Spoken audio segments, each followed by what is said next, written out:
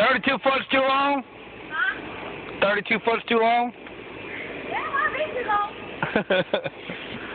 I know it was too short before.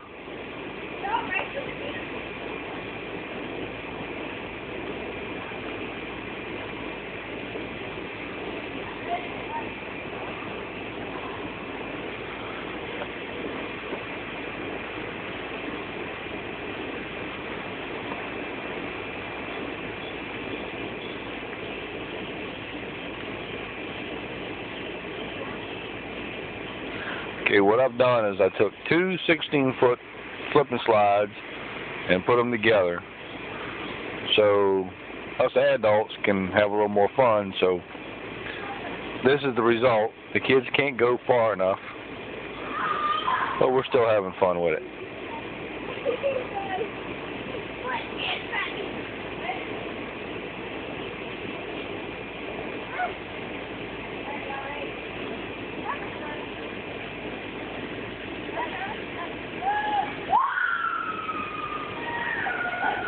Yep, the big kids are still having fun with it.